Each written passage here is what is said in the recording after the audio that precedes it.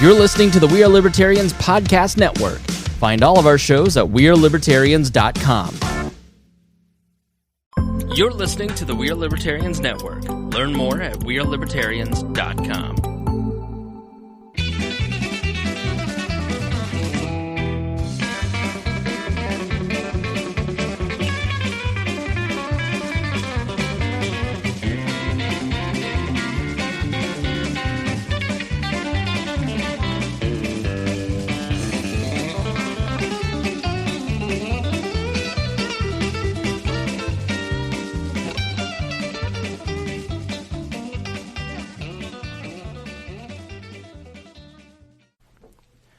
Welcome to the Boss Hog of Liberty podcast on the We Are Libertarians Network. I'm your host, Jeremiah Morrell, and as always, I'm joined by our co-host, Dakota Davis. Hi, Dakota. I'm excited for tonight. You should be. Our show is about our lives in rural Indiana. It's a show about folks who are involved in politics, and we promise that our episode is going to be a fun and easy listen. We interview people who are influencers, elected officials, political experts, and folks that we just find interesting. Our guest today is definitely all of those things. We are joined by Melanie Wright, State Representative of Yorktown, Indiana. Welcome, Melanie. Thank you so much. I'm so happy to be here. So we're excited to have you. And then in our co-host chair, our fourth co-host chair, we have a big announcement, Dakota. It's Danny Morrell. That's right. Baby brother. Officially in the co-host chair this time, not just the guest chair. I'm paid now. That's right. Yeah, you got a free beer, right? No, I brought that. No, I'm really excited. Got to write a bio, and happy to be here and feel like I'm contributing. Pictures on the website now. That's right. Yeah. So if you go to the bosshogliberty.com and you look at hosts, there are 8 co-hosts listed now. You're one of 8. One of 8. That's better than 1 of 10, I suppose. Well, maybe someday Melanie will agree to be a co-host too. So, in addition to Danny, we've added Chase Peyton and Kade Koger, who have both been on. They've passed their auditions, and they're officially co-hosts. So if you go to the website, you can click on their names, find their contact information, and how to follow them and interact. And it's got a link and a listing of all the episodes that they've been a part of. So, we're glad to have you on the show, Danny. Thank you. I'm happy to be here. All right, Dakota, you had a busy week without me. I did. We've gone a whole week without seeing each other. We haven't gone more than 2 hours without speaking, but we've gone a whole week without seeing each other. Yeah, and I had the first 2 days of this week on vacation too, and I still had a busy week. How does that happen? You had a busy week at work? No, not at work, just in life. My life was busy, and I was supposed to be relaxing and doing nothing but sitting on the couch and breathing. Yeah, you did more than that. Yeah. You were like the number one media outlet for Henry County on Monday night. It got wild. I didn't expect that. Now I know how those people that go viral. You know how they feel? Yeah, I feel like a local celebrity. So on Monday night, you went to the Memorial Park Board meeting. I did. Without me, I was out of town. Chase was supposed to go with me. He committed to it last week on the air. We should note that he flaked out. And we were all going to go to Buffalo Wild Wings. Yep. And then, all of a sudden, at the very last minute, Chase said, "Hey man, do you really need me at this thing?" I was like, "No, dude, you're okay. I can handle it. No big deal."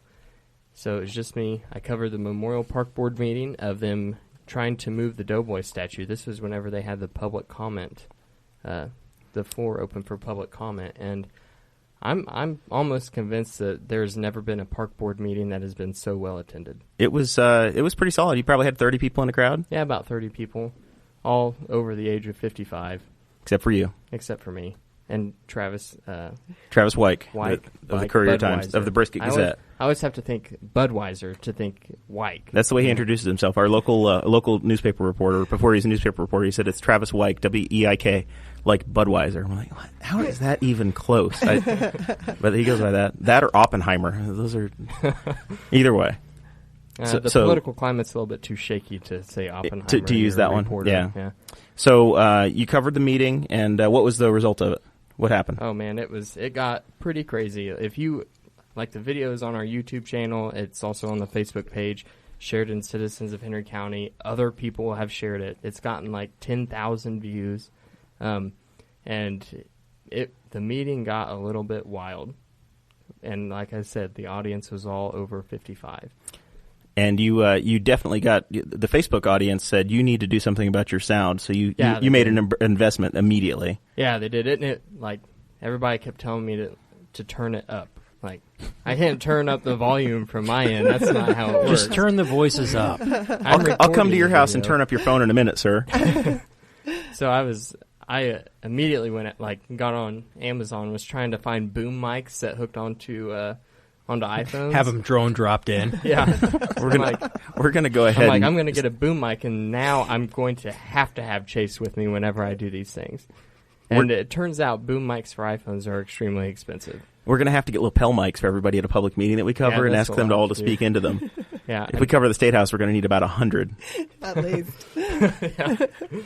Oh, my gosh. Yeah, so that worked out nicely. We and that's something we want to do a little bit more of. You're volunteering or leading the public meeting coverage team. Yeah, that's kind of Team Dakota. What I got from it. I enjoyed my time there. I enjoyed seeing it. Honestly, it was like a great source of live entertainment for me. Like, I mean, it was like Citizens of Henry County, the Facebook group, but in real life. But with real live people. Yeah, like I could see it. It wasn't just a post. I could hear the emotions in the voices. It was A+. Was anybody speaking in caps locks? It might have gotten to that point. We'll just have to watch the video. Well, that's a teaser. All right. Well, let's get to know Melanie a little bit. We were talking downstairs before we started the broadcast. I've met Melanie once before. I do a little bit of work with Purdue University and the extension, their extension arm. It's called PCARET, which is the Purdue Council on Agriculture, Extension, and Teaching. I got through it without making a mistake, so I'm very proud of myself. And she spoke at an event at their Farmland, Indiana.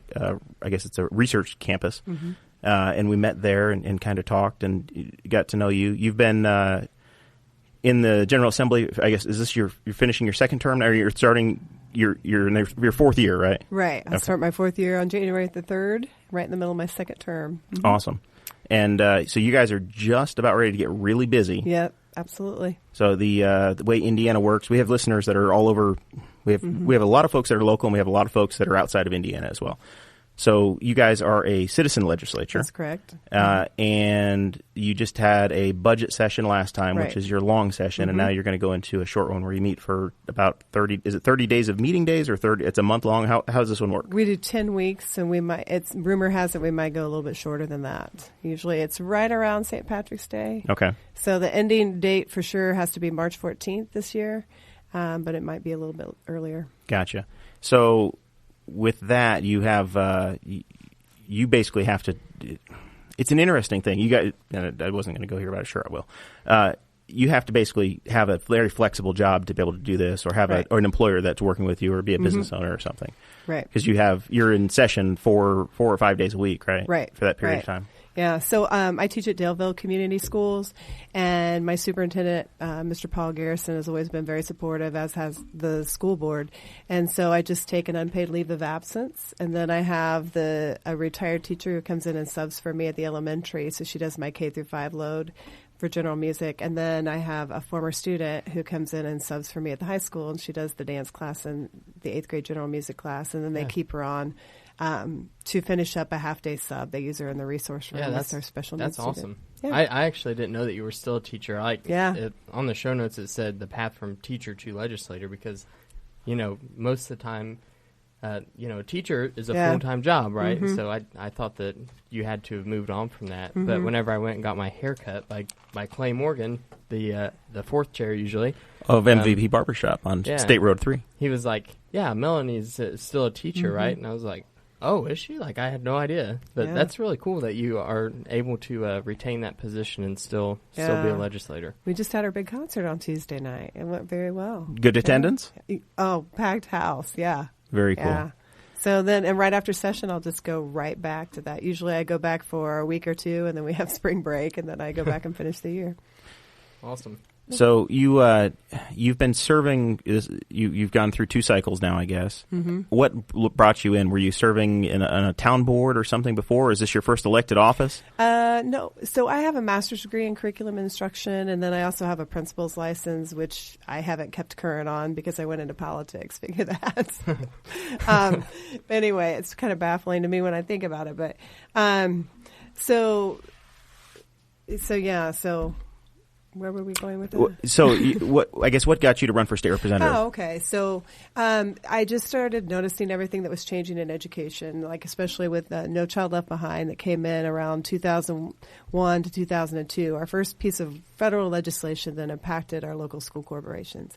And so then in 2011, there were two substantial pieces of legislation that came down. One was Senate Bill 575, which stripped collective bargaining, except for wages and wage-related benefits. And then the other one was Senate Bill 1, which tied student test scores to teacher evaluations, which I just fundamentally do not believe is right. And that was the other conversation we had. I think we may have had the live stream camera on, but not the recorder yet. My new fiance, the lovely Sarah Potter, she was in teaching, and that was one of her biggest gripes, and why she's not in teaching anymore is because your performance is tied to to the results of a 9-year-old. Right. And what it stifles is a child's love of learning, and we're not fostering them to look for the second right answer. We're teaching them to look for one right answer. That's it, and that's how they're going to pass and move on to the next grade level, or that's how they're going to pass and maintain the grade for the school. And we are really causing a lot of angst and anxiety in our children. And I've noticed a substantial change in the last 5 years, as have my teacher friends. So, did you have a clear primary? Did you jump in and have some work to do? No, it's so strange. I didn't even know how that worked. I had written to then Governor Mitch Daniels, and then State Superintendent Tony Bennett, and then Senator Doug Eckerty, who was a freshman at the time, and then my state representative. And I received form letters back from the first two. Now, Senator Eckerty came in and met with 14 of my colleagues on a Saturday morning in my music room. Oh my. And I was so impressed. And even though I wish he would have voted a different way, he took the time to meet with you. He did. And he asked me some tough questions. And we always have had this very mutual respect for one another because things morphed very quickly, and some of the things that we were concerned about have come to pass, how our curriculum's being driven by standardized testing and things like that. But I got a form letter back from my state representative. It was probably in June, and I had written just, a detailed email that was not – I tried to be very respectful and point out some different points of view with some data. I made sure it wasn't a canned email. And I just got a canned response, and I just pulled it out of the mailbox and decided I was running for office at that very moment right in my yard. And I didn't know how to do that. I didn't know I would have to ingratiate myself with 2 county chairs. I didn't know how any of that worked. So when I was working on my master's, I made just a small run for Franklin Lapel school board just to get the experience, but I really didn't know how to campaign, and I didn't win that. I just wanted the experience, but that's the only other venture into politics I've ever taken. So your district it's very rural. It's very rural. It's ag-based, and it covers portions of Delaware County and Madison County, correct? Right. It's like basically the northern third of Madison County. So I've got the northern part of North Anderson, and then Alexandria, and then Frankton and Elwood. And then I also have Chesterfield, and then moving into Delaware County, Daleville, Yorktown, Western, and Southern Muncie. So you personally represent the world's largest ball of paint in Alexandria. I do, and I cannot believe I've not been to visit it yet. I have not either. Point out that Jeremiah is probably the only one here that could just remember that fact off the top of his head. He's such a ball of information. We had a guy that worked with me for 15 years. A guy named Dan Granger worked at the rebar plant with me, and he's from Alexandria. And I swear to God, I didn't know he was from Alexandria because they call it Ellick. Yeah. So I live in Ellick. I looked at the map one day. I can't even find Ellick on the map, Dan. I have no idea where you're talking about. He was the basketball ref. Yeah, he was a basketball I ref too. that. Or I think he still is. He called too many fouls. Yeah, he was a little rough on you sometimes in high school, wasn't he? Yeah. So anyway, he told me about this ball of paint, and I was like, man, I will never need that until today. And then I was like, there it is. It's a baseball. It started out as a baseball that they started painting, and now it sits in probably a podcast studio. Happen? And it's suspended. You take a ball, and then you start putting layers of paint on it. How much time does it take to get something to that They size? let people come by and visit and put a coat of paint on, and they count it. And they've tracked how many coats of paint are on the thing. And that's wild. Isn't it? Is that I think that it might be one of the biggest tourist attractions in East Central Indiana. No, I'm starting one here in Henry County. That and the Steve Alford giant shoe in Henry County. That's it. Maybe we should start painting the shoe. Yeah, that's what we should Every do. time Steve It's gets had a a new few job, codes. they code it. They paint it. It's in UCLA Bruins colors now. All right. So anyway, sorry, we totally derailed No, you there. no. But I just thought it was important good. to point out you represent the world's largest ball of paint. I do. So the Well, I hope the paint is happy with their voting record. if you get a contribution from a ball of paint, you have to put it on your CFA 1 I form. probably will. Christy Avery's watching live, and she said that the ball of paint is not as cool as the biggest ball of twine she saw in Minnesota once. So, well, it's a Hoosier hospitality thing, Christy. You have to accept it. We're very proud of what we have here. They can keep the twine up north, so they're already under 2 feet of snow up there. So you have 2 county chairs that you're working with. So that means you have 2 county parties that you're plugging Right. into for volunteers and walking and staying in the good graces, so that you don't end up getting primaried or something terrible happening. Yeah. Well, and so I'm very fortunate that I get a lot of help from the state for my race. So every time I've run, I started in 2012, but I did not win that race. I narrowly lost by 444 votes.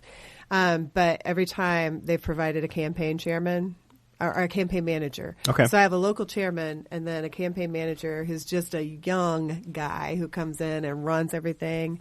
And, and that's how we did it. Like in 2014, which was a total uphill battle because, the top of the ticket is Secretary of State. Yep, absolutely. Yeah. So, I mean, it's hard to get people out to vote in a year like that. Yep. Yeah. 2014 for Libertarians. Obviously, Dakota and I are involved in the Libertarian Party of Indiana, so that's always our biggest. That's our ballot access race.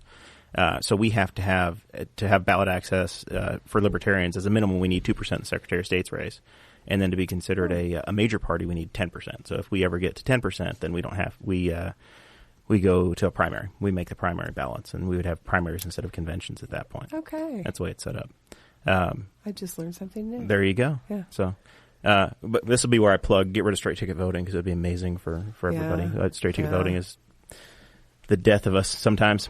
I think you should pick the person. There are some places like People lazy. There are some states where you don't have party affiliations at all. You can be whatever you'd like to be, but I know in Nebraska the Libertarians have an elected state representative or a state legislator. They're a unicameral legislature over there, so they don't have a House and a Senate. Right. But they're just nonpartisan. That's Laura Ebke, correct? Yep. Yep. Absolutely. She came and spoke at our state convention. She did a great job out there. Yep. Good. It was good to meet her. So anyway, that's my plug for Very interesting. eliminating the Straight ticket ticket voting. Yeah. It's of the devil. That's what Mama says. We got rid of it for, I think, I don't know if you were involved in it or not, but for county council races now, you don't have straight ticket voting. You have to select each Right. individual candidate. So that's our plug for that. So you're from a somewhat ag-friendly district. Did you have a Right. history in that as well yourself? I do, yeah. I grew up on a farm in Madison County. And so a lot of those people know me as through my grandparents who have passed away, or my parents who are still living and farming in the same area where I grew up. So grew up with that. My dad worked at General Motors and retired from there, as did my grandparents. So really came, from a solid Madison County family. And then in 2007, I just found a cute little house that was being flipped and moved over to Yorktown. And then I've taught at Daleville for 17 years. There you go. Cool. So I guess Yorktown is just barely in Delaware County, I guess, right? But Well, it goes little- Daleville first and then Yorktown. Yeah. Okay. All right. Okay, so what you said that you have it's a very strong ag community. Yes. Mm-hmm. So is it kind of like here the demographics very, very conservative in your district? Yeah, it's very conservative. Yeah. So every little town and city I represent is very, very rural. I mean, so I have 6 school districts and then parts of Anderson and parts of Muncie, but not where the administration is. So the school systems are like Westdale, the Frankton of Frankton LaPel, Alexandria, Elwood, Yorktown, Daleville. So, they're very rural in nature. And I am the ranking minority member on the Agriculture Committee, which I love. It gives me a positive place to put my energies because it's a very, very bipartisan committee. We work so well together, and then we work out the kinks and anything before it goes to a vote, and I appreciate that. The Democrats are in the super minority, so I wouldn't even necessarily have to be part of that conversation, but I am, and I am so happy for that. So it's a good testament to my roots too, because that's where I got my work ethic. And that's where I feel like so many kids, just, when I go to the 4-H fair and support those kids and see, like we have our own Marley Hobbs. I've got to give her a plug from Daleville, but she's Madison County queen because she's always shown horses there for years. And so when you have tremendous role models who come out and are showing that to other kids, it's just a tremendous legacy to pass on. Very good. Awesome. Yep. Danny and I are both former Mr. Henry Counties, believe it or not, Henry County 4-H. What? Yeah. Well, we had, and then our little sister was. She was Miss Henry County, or an ambassador. She competed in the State Fair Queen contest. They would not let me compete in that. Yeah. But there really is a Mr. Henry County. There is. Well, naturally. Absolutely. Now I have learned two. There you go. I was never Mr. Henry County. Yeah, we're. Yeah, Dakota, you're slacking. The Kennedys of Henry County. So, and then Jeremiah and I are both active in 4-H currently. He's on the association, and so am I. And then I'm a horse and pony leader here in Henry County, and Jeremiah is a junior leader advisor, and try to give back and help out as much as we can, and absolutely enjoy the same things that we were able to enjoy. Yep, 4-H has been a big part of our background. So, in Dakota's notes for us here, he said that you have authored 4 bills and 8 resolutions, and you co-authored 14 and 17 resolutions. In the 3 years you've been in, what are like the bills that you feel like have been most effective, or the biggest success stories? Okay, so anything to do with human trafficking. Okay. So I've jumped on a couple of those as a co-author, and that's just to inform our law enforcement officials about the signs and symptoms to look for, and how to protect our kids. When I was first elected, I had, you think of human trafficking, you think of a third world country, you think of somebody being kidnapped, stuck in the back of a trunk. Right. And that's not what's happening. So these kids are being groomed online. And I had 3 people who reached out to me from different parts of the district on the same subject. And so I started investigating. I just felt like it was my torch to try to carry. But so basically our young people are being recruited online because a young girl might think that she's talking to a young boy the same age, but really it's a much older predator. And he just, assumes this position of authority and gains her trust. And then sometimes they end up, these girls go missing, and sometimes it's young boys too. Sometimes they're picked up at local malls. I mean, we had a father and son arrested just at the beginning of the year for trying to promote human trafficking in the Muncie Mall. So wow, that's horrible. Yeah, it's all around us, and our kids know more about technology than what we do. So to try to stay ahead of that curve is something. I try to do like a couple of community meetings about it where we just push that information out, and then Representative Terry Austin, who's from Anderson, she and I are going to do an internet safety one coming up in the first couple of months of the new year in Chesterfield, because we share parts of Chesterfield, just to try to help parents just get more information so they can stay on top of that. Yeah, because it's just sad. And we see missing posters of young people all over the place. I mean, it's just very frightening. And when I could just talk for a long time. You bringing up the Muncie Mall is like that. Just you think of it. You think of stuff like that. You think of you don't think it's somebody that's from your community, Chicago, New York, or something. Right.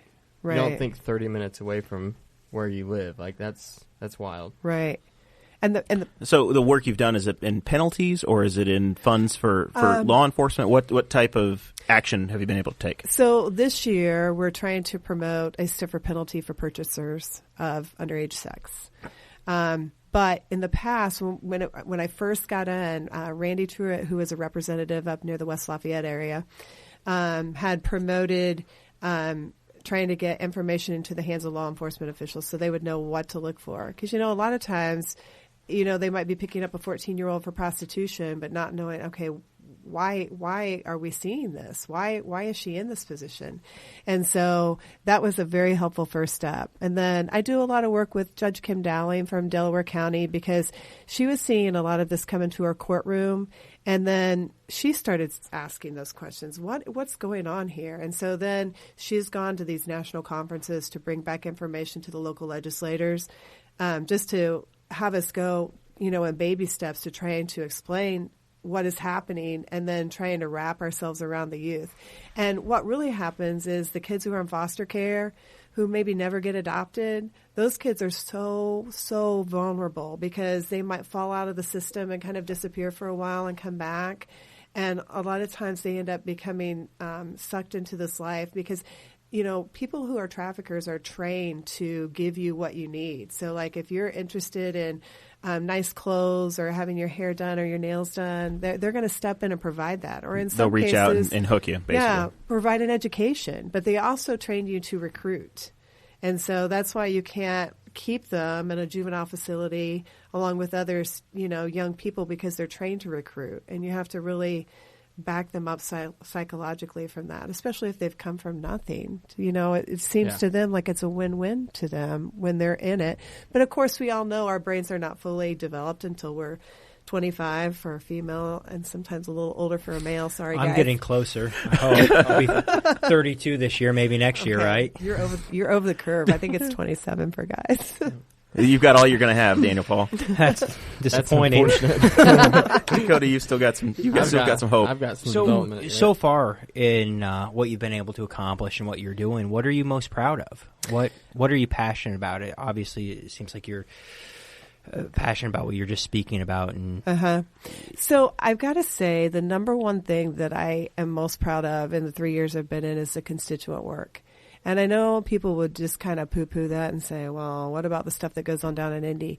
But there's nothing better than having like a veteran call and need some connection. And if it's state money, we have resources that we could deal with it through our offices in Indianapolis. But if it's a federal issue, I can't even tell you the times we reached out to Senator Donnelly's office. And I mean, sometimes within an hour, they have called that person and gotten a waiver so that they could speak on their behalf on whatever it issue, whether it's veteran issues, Medicare, Medicaid, anything to do with federal issues, and they have been Johnny on the spot.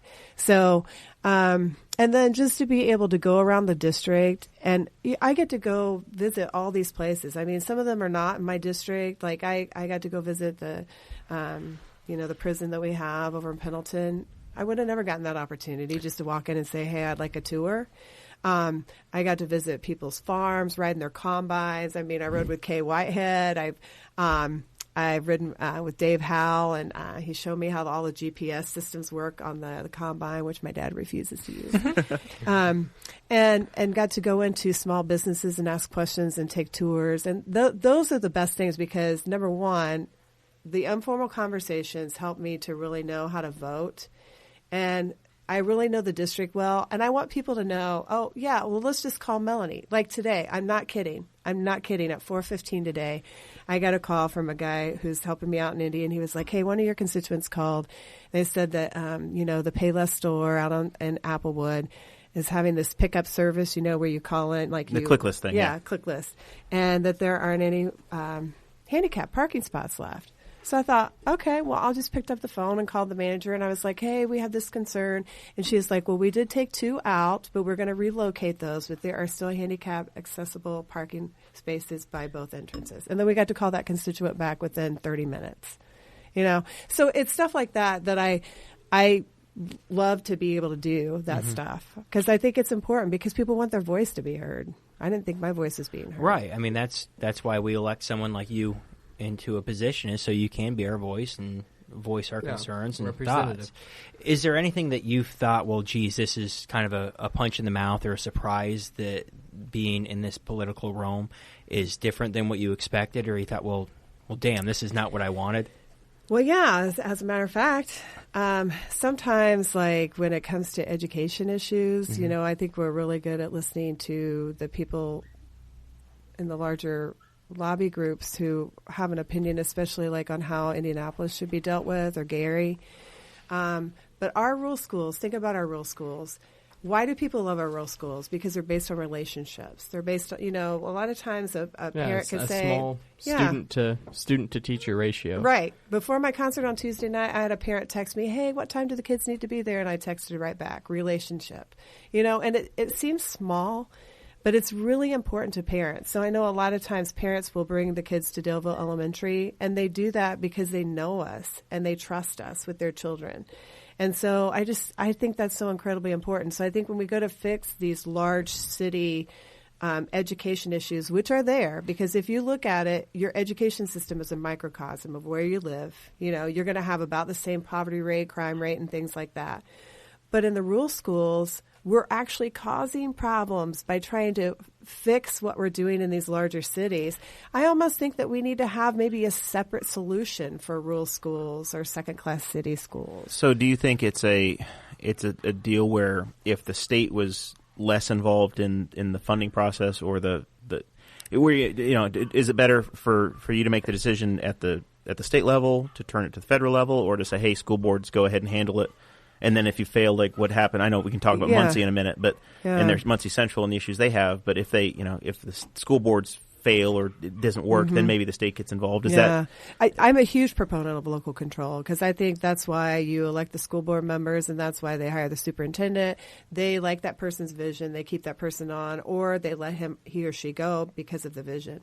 But the superintendents have very little say, as do the building principals, let alone the teachers. I mean, just very little say on how the curriculum's being driven. I think, we've cut back on recess. We have this lengthy time where they have to be engaged in reading. And it's not, seriously, we're supposed to have kids read for 90 minutes. We don't even have politicians who can pay attention for 90 minutes, really. And you're expecting a 5-year-old. When I have kindergartners come in on my first day and I have them for 45 minutes, I know I have to have about eight different activities. And then by the time the first semester is over, it can go down to about 4 or 5. But I know that because of my experience. We're expecting them to do these long times of just intense study, and their brains are just not ready for it. Where does that thought process come from? I have a hard time understanding why. I know that I can't sit still for 10 minutes at a time. Why? Yeah. That's why we put you at the end in case you have to get away. Yeah, I might have to do some stretches. But why does that not compute for other people? So, from what I've heard, that a lot of people involved in this movement toured around the country and found some of the best programs that worked.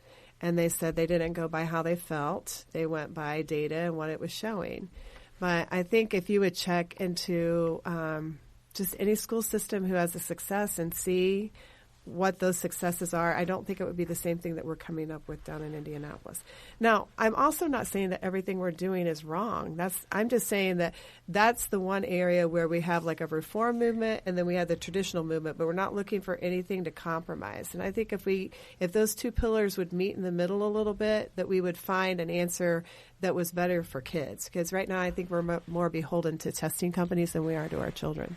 Should some of these school districts that are struggling, that some of the rural districts, be looking at consolidation, or is it just they just need more tools in the bag, more clubs in the golf bag kind of a deal to be able to solve their issues? Or do they just need less oversight coming from the state house and more just focus on letting the school board make the decision that's right for the school? I think a combination of all that. I think less oversight's great, local control is great, but also just so school choice is here to stay. We're not going to rewind that. We're not going to pull the train back in the station on that. I know some people just vehemently disagree with that, but once it's here, then let the school corporations compete. If their big thing is they have a tremendous special needs program, let them promote that. If it's athletics, let them promote that.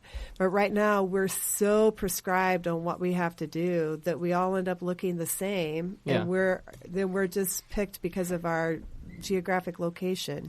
It seems like that's the goal in it, and a lot of times it's almost like this is where the conservative, that's where they get off track, right? So you have a lot of Republicans in office that really push for this universal type legislation for school systems. And a lot of times it's people like Glenda Ritz that come in and try to break that up, which typically the conservative will, they'll campaign on smaller government, things like that. But it seems with education they're the exact opposite. And well, the tricky thing, too, is a lot of times with our education bills, we might have 7, 8, 9, 10 different ideas in one bill called Various Education Matters. Whereas if it goes through ag, we might be talking about chicken safety or grain indemnity fund, Yeah. And that makes it confusing for the people on the caucus who are not on the committee too. Because they're like, because if you vote in something good like mentor teachers, then what are you voting in with that bill? Right. So you have to, and that's the tricky part. I think it should be divided out a little bit more. Yeah. So with the ag issues, do you deal? This is a Henry County question. So I'm going to ask this. Do you deal with? Do you deal with German shepherds? Do you deal with industrial wind farms at all on the ag side, or is it what? So we. Because that's been a big hot button issue here, where we've got a lot of. There's people on both sides of it. It's kind of become our local civil war, but. At the state level, do you have any involvement with that? Or we have not thus far. Yeah. That's interesting, though, because we have some up in Alexandria and then further beyond my district into Tipton. Right. But no, we have not dealt with that at the state level. Okay. Maybe before me? Right. Yeah, I don't know. It seems like it's handled county by county. Yes, and I think it is. It's every county has their own permitting process and setbacks, and I'm just curious if you've seen anything come through on the state level yet. It is interesting because I did go up and tour a gentleman who let them come in on his farm. Yep. And how he gets paid for the right of way, and it's interesting. He thought it was a win-win for him. Obviously, not everybody. Right. No, we've had concerns here with neighbors being concerned about distances and resale value of homes, Sure. and it's been a long drawn out process here in the last couple of years. And to this point, they haven't had any constructed. They've had a couple of them have been permitted, and the abatements have gone away, and it's been a long process. We had a big embargo on confined animal on feeding operations as well, and I think the state had some involvement with that over the years, which I guess would be another ag issue. Yeah, we did a comprehensive study, which I so appreciated. I think it was a year ago, March or April, and Purdue released the report to us in that summer study committee because we really didn't know, because every county has different ordinances for that, right? And so that was very interesting to try to ascertain, like, okay, if somebody's trying to come in and do that, where's the best place for it when we didn't have all of that data. So that's been very helpful. Okay, and actually, Senator Jean Lysing was a fundamental part of that. Absolutely, I know she's on the Senate Ag Committee as well. She is. Comes from the medical and the ag background. She represents us here. She's my state senator. And I think we're about the very furthest northern part of her district.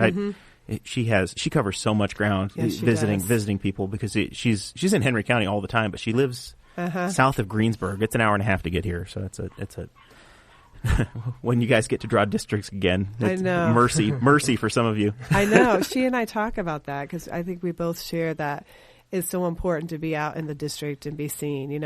I mean, it's your job to kind of be a commercial and a snapshot for what's going on in your community. Well, very good. So I want to take a little bit of time and talk about there's an article that came out in the Indianapolis Star kind of previewing what they expect the biggest issues to be coming into this cycle. So there's three that we want to try to talk about. We want to talk about cold beer and Sunday sales, which I know has had I don't know what you guys call it. It's a summer studies committee or there's been an off-cycle committee that's been looking into it. It's a summer study committee that happens in October. That goes all the way into that goes all the way into the fall. Yeah. And then I want to talk. We're going to talk a little bit about the CBD oil thing because that's become a big hot button issue.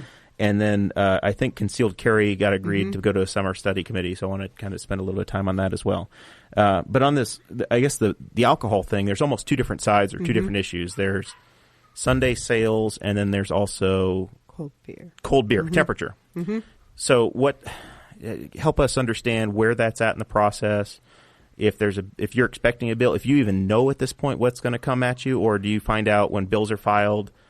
You've had an organization day, I guess, so now you know some of what's coming, right? And we know a lot of what's coming is based on what the summer study committees are. So obviously, this was picked up in summer study committee, and I don't know that they had any real substantial conclusions at the end, which sometimes we don't at the end. So I'm not sure how much momentum it will get, especially if we're just 10 short weeks in. But I will say that I find this very interesting for representing a very rural district. I've always taken the stand that our small businesses are what comprise our small cities and towns, and they're the backbone of what happens. Right. So that's why I've always been really protective of, like our small packaged liquor stores, because they're part of that. And I mean, I've always found it would be tricky to compete with a big box store on that issue, or even a convenience store, because you think people are in and out on that all the time. But I just think from a rule standpoint, when you're talking about possibly having one of your small businesses go by the wayside because these two different philosophies are meeting and trying to find some sort of compromise, that it could hurt your local economic development as well. So that's when you look at it as a very much an individual district representative, and you're considering that side. Mm-hmm. Okay, so is that the issue for Sunday and for temperature, or is that the temperature side that you would say you fall on that side of it? Okay, so that's just on the Sunday issue side. Now they're taking us into the temperature side, which almost got put in as an amendment last session, and then it got dropped at the last minute. So I think that's why it was discussed more in the summer. So I'm really not sure where that one is going to be as far as temperature is concerned, because think about it. I mean, we probably all go to a convenience store once a day, I would say. I mean, you're really going to change. I mean, if that changes, your puppy. Oh my gosh, I can hear it. So cute. Yes, but it will really change the foundation of what we know. I mean, as far as like alcohol sales. So, I mean, I think we really need to think long and hard about the consequences. So, is that the thought process between most of the people that sit in a position like you? Is how it'll affect the local community and the businesses, opposed to, I mean, because it's not wrong to buy alcohol on a Sunday. It's not wrong to buy a cold beer on a Sunday, but it's just thought as, we are trying to save jobs and keep this community whole. I would say that's my view. As I don't know why I've just latched onto that just from the get-go. Because I've seen so many of our smaller cities and towns kind of struggle to keep the businesses intact. Right. And when they've gone away, they've tried to like rebuild it like Alexandria is doing now. So I wouldn't say most people think like this. Mm-hmm. I just think it's particular to me because of the district I represent. Well, when anyone's talked to me about the fact that you can't buy a car on a Sunday, right, or you can't buy alcohol on a Sunday unless it's a brewery, or you go and purchase it at a restaurant, I just claim that it's part of Indiana's charm. There's no way to really explain it or give reasoning for it. It's just the way it is. It doesn't make sense. It's not bad necessarily, but it's also hard to wrap your head around it. Well, it's kind of annoying sometimes. Yeah, but you can just buy more alcohol on Saturday if you want to. Right. It's not. Now, there are some members of the General Assembly who have very conservative beliefs about alcohol, like it shouldn't be purchased on a Sunday. I mean, that's a day saved for family. Or if there's been alcoholism in the family, that's a one-day break that the kids get. So, I mean, there are a few who are of the mindset of that's how they make the decision on that. And then others, go with one lobby group or another. Right.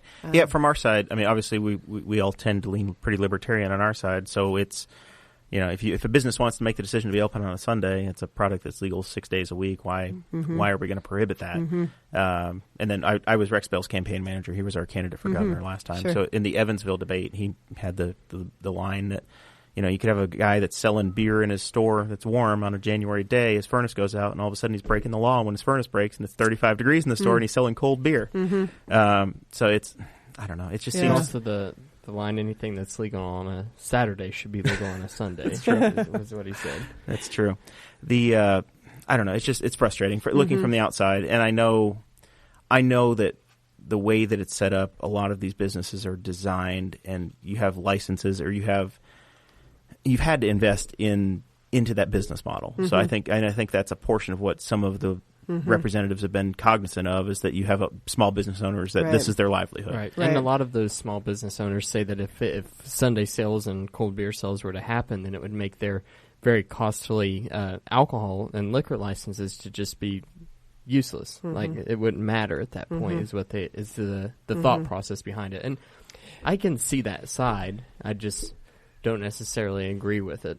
Yeah. Plus the competing with, isn't Sunday like the second biggest shopping day of the year? Yeah. So it's whenever most Americans go out and do their grocery shopping. So it's going to be be convenience. Yeah, it's going to be more convenient to whenever you're at Kroger to do your grocery shopping to pick up a 6-pack of beer than going to the liquor store sometime during the week.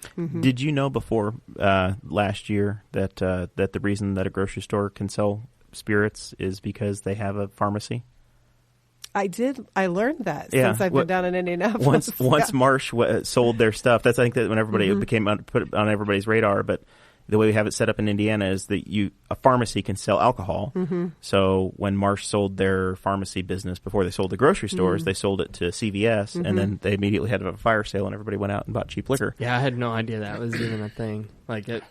Apparently, obviously, the people at Marsh didn't even realize that was the thing, and they had to do the fire sale because they're like, "Oh crap, we got to get rid of this." And then the gentleman that owns Rickers, the way that he was selling cold beer and spirits is pretty comical as well because he has a restaurant. He has a restaurant. Yeah. So, but it does surprise me or confuse me a bit on how the ciders and whatnot can be sold cold because you go to the local Kroger and you can buy a cold 6-pack of cider, but not beer, but it's sitting right next to each other. You end up getting elected, and all of these things become your problem, I guess. I right? know. Yeah. I know. Who knew? I've learned more about alcohol than what I ever learned in college. Planning a wedding. We can talk about your college life, though. Planning a wedding. I've learned more about bathrooms and tent rentals in the last 2 weeks than I have than I ever thought I would know in my life. So I empathize. But I'm glad you're getting educated on it all. The next major issue that I had that I wanted to ask about. Speaking of college, no, it was CBD oil. So there was and I don't know where you're at on the cannabis issue, on CBD, on recreational or on medicinal marijuana. So I guess you can share some of that as well. But there was a tiny baby step forward made in the long session last time where and I'll try to get this right, as I understand it, if you can acquire CBD oil, you can register with the state if you have an epilepsy patient in your family, and then you can get a permit to be able to use that for your children. Is that right? Yeah, and then the Attorney General came down with a little bit more, much more conservative ruling. Right. I think that, but see, people had been buying CBD oil in the state of Indiana for a long time before this legislation came out. I remember going to the health food store in Muncie whenever I was like 15 years old with my mom, and it had like there was a bag of chips that had a big pot leaf on them, and they were potato chips infused with CBD oil. That was, that made 6 them healthy, years right? ago. Yeah, they were healthy potato chips at a health food store, and like I've always just remembered that because it was a bag of potato chips with a pot leaf on it, and so then whenever all this came out, and then all of a sudden, Curtis Hill declared that the CBD oil is a derivative of marijuana, which is a Schedule I drug. Therefore, CBD oil is a Schedule I drug. So I did a little bit more research into this, and this, I guess, isn't the first time that excise has had to crack down on CBD oil, which I had no idea of. I'd never seen anything about it before, but I guess that Mitch Daniels actually pulled CBD oil off shelves at one point as well. And then I didn't know that. I didn't know that either. I had no idea. I saw the Indy Star article today about it, researching this topic. And then after this legislation was passed, a lot of retailers had pulled their CBD oil off the shelves and like put it in stock because this is hundreds of dollars worth of merchandise that they would have had to throw away, and then they just kept it, I guess. So then they all put it back. They just had it in their storerooms. Yeah, they just had it in their storerooms, and then they put it back on the shelves, and now they're having to take it back off again, which is wild. Like a wild roller coaster if you are one of those retailers here in Indiana for a product that is basically like an essential oil. You know, like it absolutely makes no sense because, as I have here on the show notes, to be legal, to be actual medicinal quality CBD oil, it can't have less than, actually I don't think it's on here, but equal to or less than 0.3% of THC, which is the psychoactive drug in marijuana.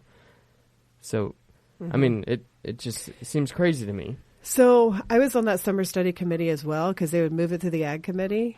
And because it was hemp. Right, yeah, okay. right. So Senator Lysing headed up that committee when we did a joint summer study committee, and we saw some of those children come in who were affected by epilepsy. So just to hear the emotion in the parent's voice about basically, I've tried everything with my child. My child has to wear a helmet. My child has epileptic seizures and passes out on the floor, like flat down on his or her face. Oh, yeah. It's just very convincing. I mean, we left if you that see a committee person have a seizure, it's horrible. Yeah, there's a series on We Are Libertarians on our syndicator. So if you go to wearelibertarians.com and you go to the cost, Chris Spangle had an interview with a lady and her daughter named Abby. It's probably an hour and a half long, explaining her epilepsy. Mm-hmm. The treatment she would receive, and they would go to Colorado to do the treatment, and they're literally ready to leave the state and move out of the state. And I know a lot of families have been there where you're, if you're looking at doing something that's effective for your child versus moving, you're going to say, sorry, I'm out. I'm going to go somewhere that I can do, I can take care of my kid. And to me, if I'm a legislator and I run on the promise of wanting to do what's best for my constituents, why wouldn't I want the best treatment available for a child or a person that is suffering through epilepsy at their disposal, readily and cheaply? Right. And why do we want to get in between like a doctor's recommendation with a patient? Why are we stepping into that? That was an easy sell for us. As a matter of fact, I think when the bill went before the House, I think it was unanimous, wasn't it? Yeah, I believe that one was unanimous. Yeah. Because by that time there was enough of an appetite for it that we wanted to be able to help kids. Now, I'm surprised by the Attorney General's stance on this, quite frankly. I thought it was, especially with the with him claiming that it's still a Schedule I substance. That's heroin. Yeah. So what's the next step? Is this? I know that State Representative Lucas is somebody that I've followed for quite a while. I met him in 2012 when he was running. He was down in North Vernon giving a speech, and I was with Rex Bell's campaign for governor at the time, or for Congress at the time. And I met Jim and kind of hit it off, and I've stayed in touch. And I know this has been an issue that he's been working on, and I know Senator Talion has been working on this as well, on the not the recreational side, but the medical side of cannabis.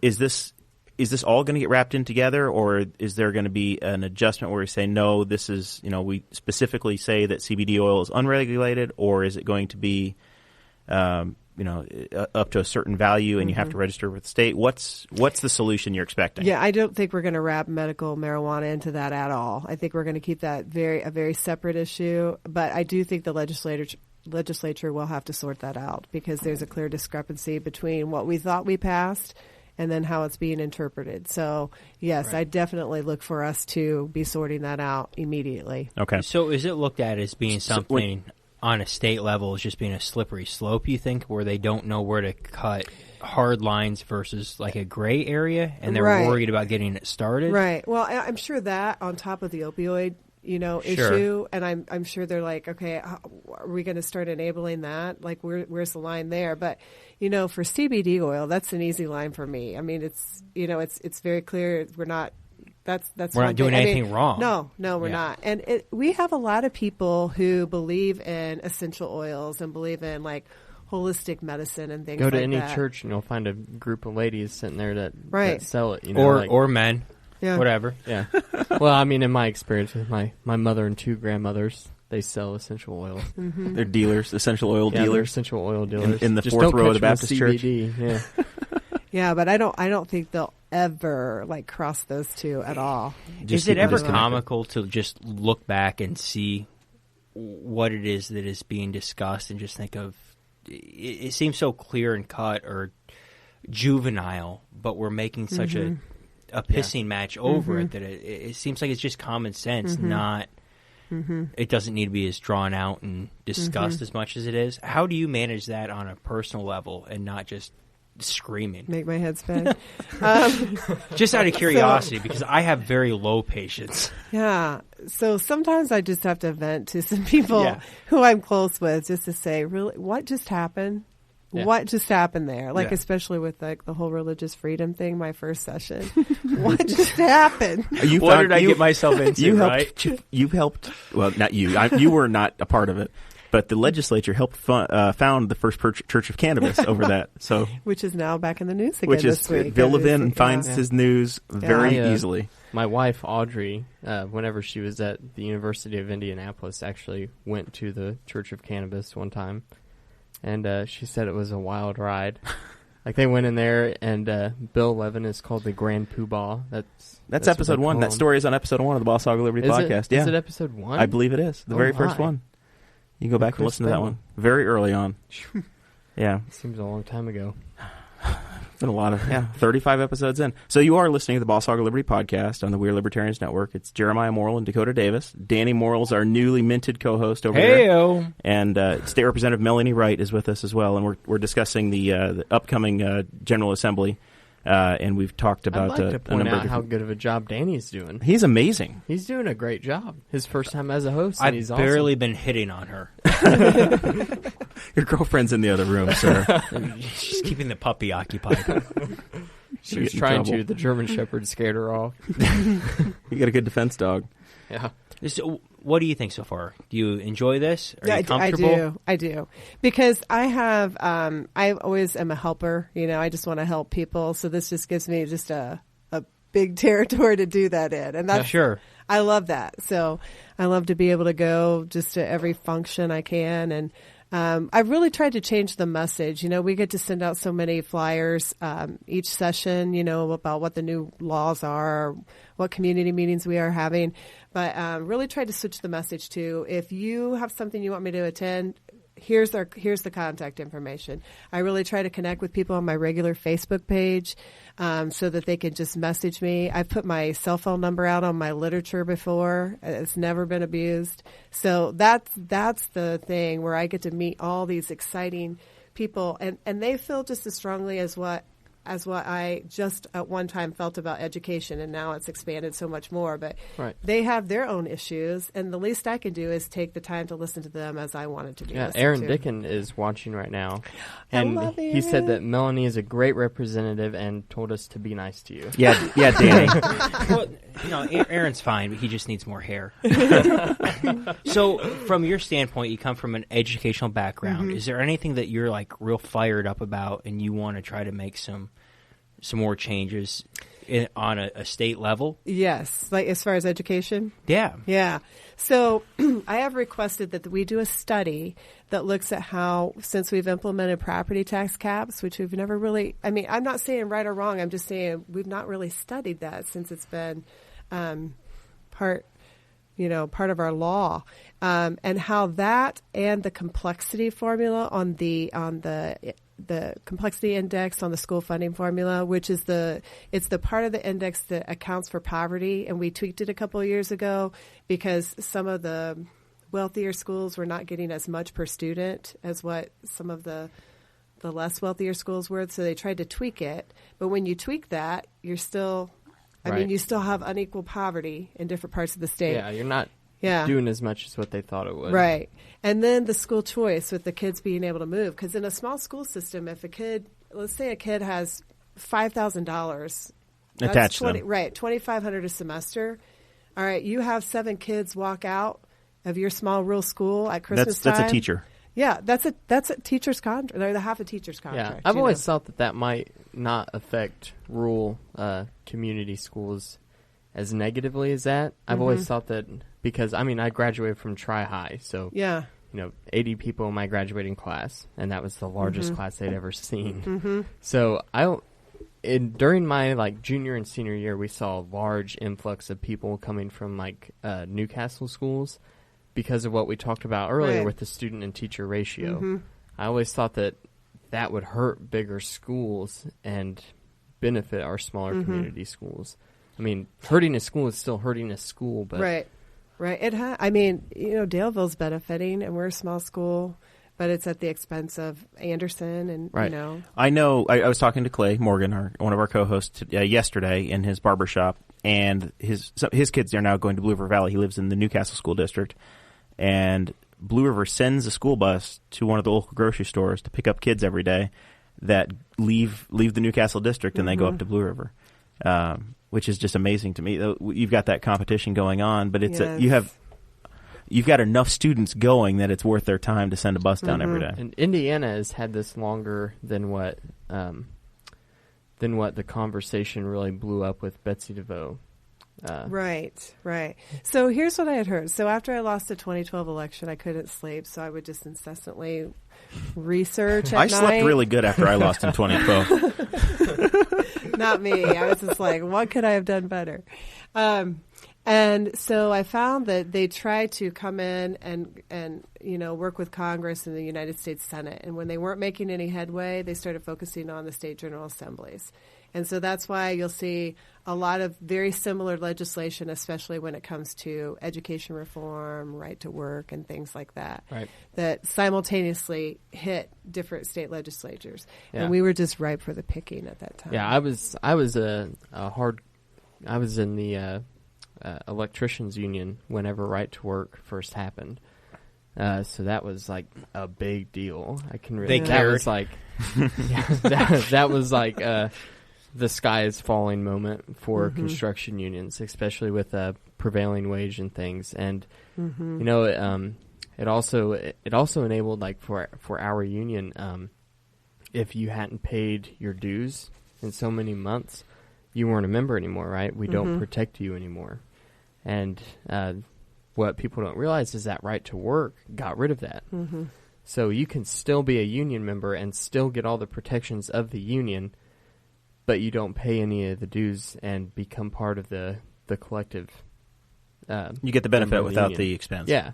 So that, I mean, that was something that a lot of people didn't realize about that, because, being in our community, anything that the Republicans and Mike Pence did was golden. They, they pooped rainbows, and nothing they ever did was wrong.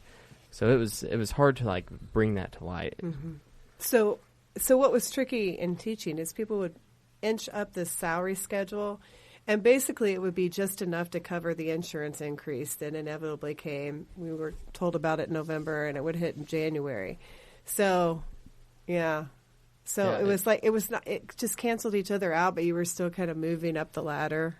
But that's all gone. So the final issue that I wanted to talk about that I think is going to be coming through the General Assembly is the concealed carry. That was introduced by the libertarian hero. Yes, by Representative Lucas. So I've got my little lifetime permit card, and when I got it probably 6 or 7 years ago, I had to go to the city police department, fill out a 10 card. Sheriff's. No, it depends upon where you live. So at the time, I lived within city limits.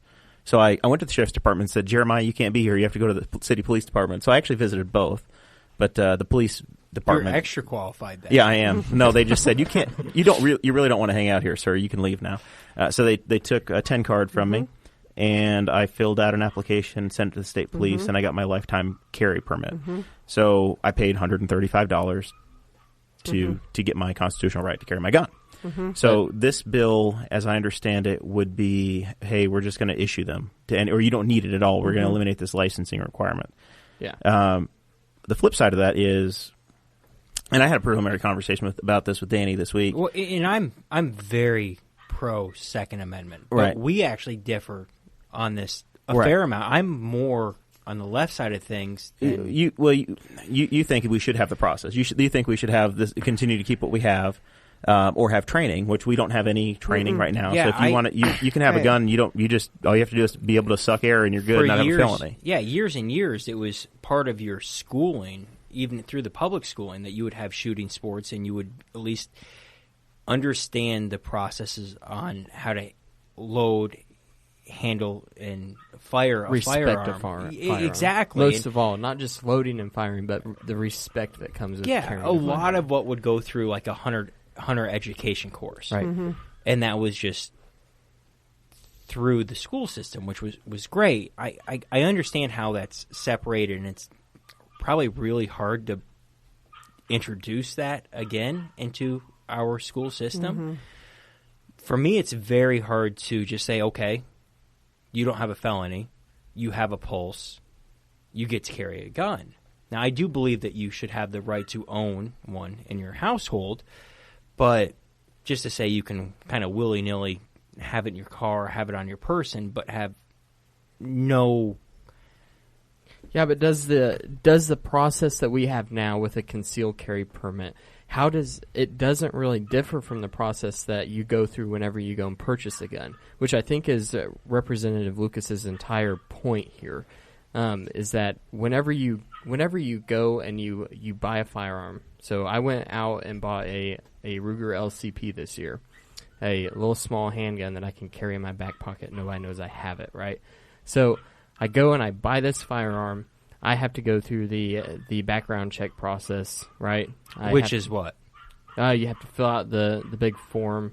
Which is you claiming you're not crazy and you don't have a felony. Right, That's but they also all it is. they run you through a federal and a state documented background check. So if they know that I have so say that I did something and all of a sudden I got a court ordered like 1 session psychology treatment or a visit to a psychiatrist. I'm turned down to carry a weapon. Or take my father, for example. Whenever he was 19 years old, him and his friend stole 50 cartons of cigarettes from a gas station, and now he's never allowed to carry a firearm. Mm-hmm.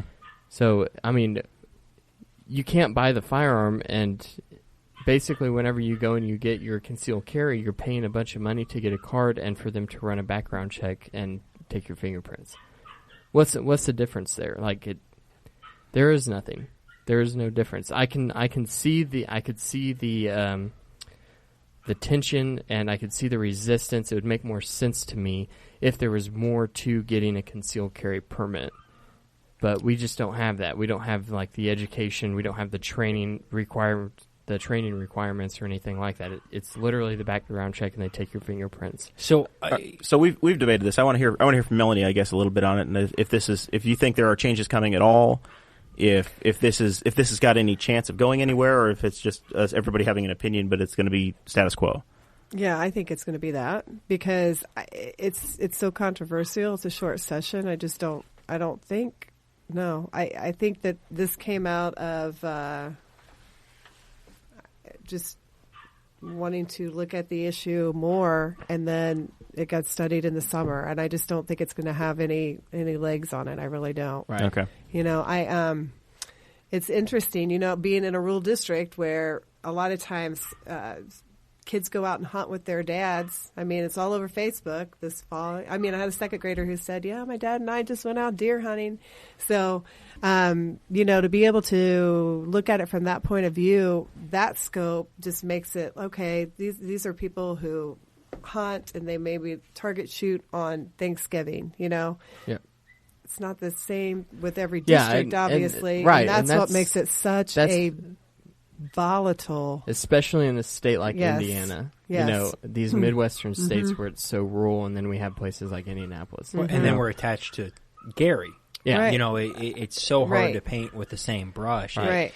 It comes to an education level and trying to, I guess, educate people to the best of our abilities. And Now, I've got to say, I have a carry permit, but it didn't bother me to go get fingerprinted. Right. Yeah, never bothered me either. It doesn't. That part doesn't bother me. It's this is where I agreed with Jim.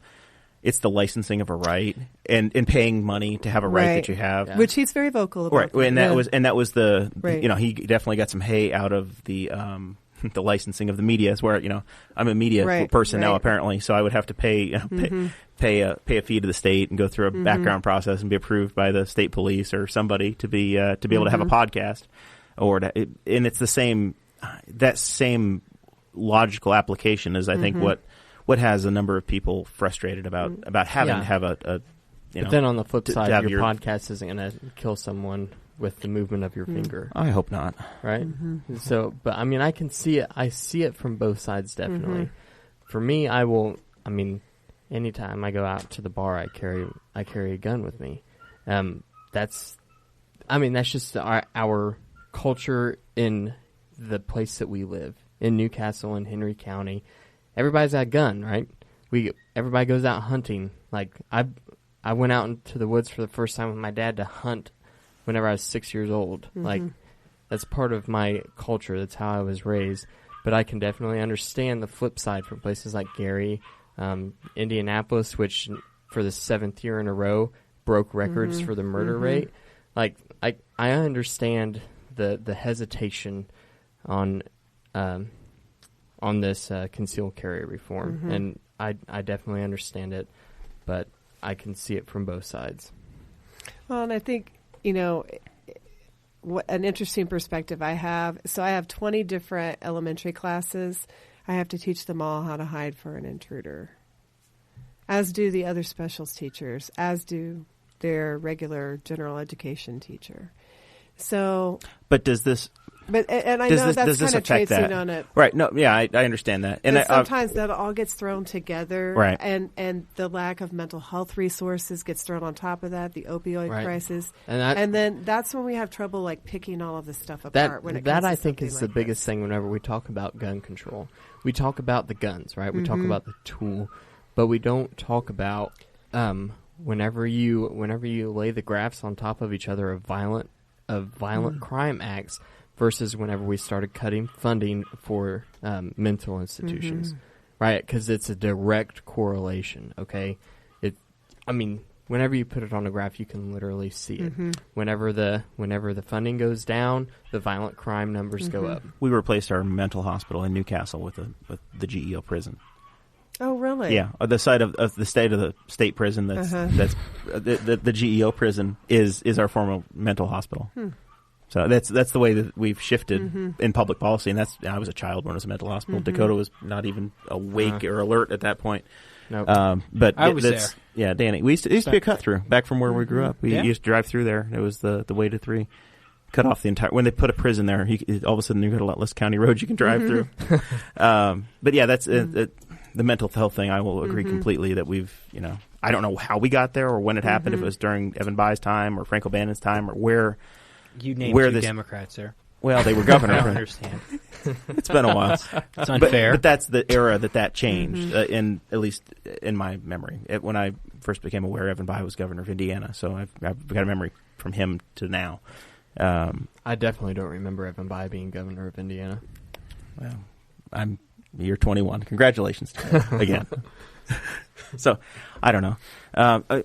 I guess at this point, final thoughts, or what I guess we're probably at that point of the show. Is there anything else that you want to talk about that you're introducing, or that you think is coming in this session that we've skipped or forgotten? Oh no, I think you've got the 3 hot topics for sure. It'll be interesting to see how those pan out, and I'm just really I want to keep working away for kids, especially when it comes to human trafficking and when it comes to funding for their education. If people want to learn about you, reach out to you, get in touch, what's the best way to do that? So the best way is on my personal Facebook page, which is just Melanie Wright. I also have a political page, but I just pull that up during campaign season. And I have a Twitter account. I'm much better on Facebook than I am on Twitter, but I have a Twitter account. How many characters do you have on Twitter? Are you still at 140, or did you get bumped up to the 280? No, I don't even use what I have now, so I'm sure I didn't get bumped up. Do you have a blue check mark by your name? I don't know. Not verified yet. Seriously, if you check my regular Facebook page, you can track where I am every time. Another listener here, just real quick, is some of our comments come in real time. Brantley Spicer's listening from up in Delaware County. Said the former mental hospital in Butlerville is now a military training center. So once again, all of these former state hospitals or state mental hospitals are not there anymore. So, well, thank you very much for being on. You're welcome. We're excited to have you on, and it's been fun. Definitely, you have an open door here anytime you need a recording studio, whether you want to be on the show or not. You're welcome. We're happy to help you out. Thank you. Danny, final thoughts for us. Anything you need to plug? Well, I don't have anything to plug. I'm not selling anything for the next couple of weeks anyway.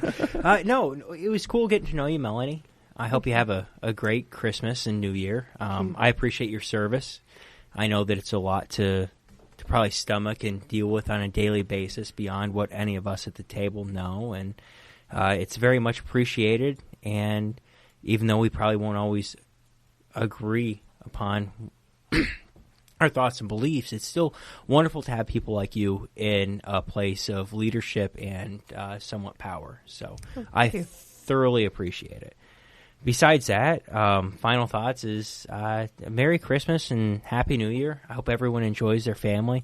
Jeremiah and I have had a few losses this week, and it makes you kind of appreciate what our kind of align where our thoughts and beliefs are to an extent, and just appreciate who you have, what you have, and when you have it, and just enjoy your life. Yep, and that's it. Very good. And the fans are all wanting to know about the playoffs. What's going on? Sports update from Danny. We want to know about the AFC playoff picture and the playoffs. All right. So NFL-wise, AFC, it's going to definitely come down to the Pittsburgh Steelers and the New England Patriots.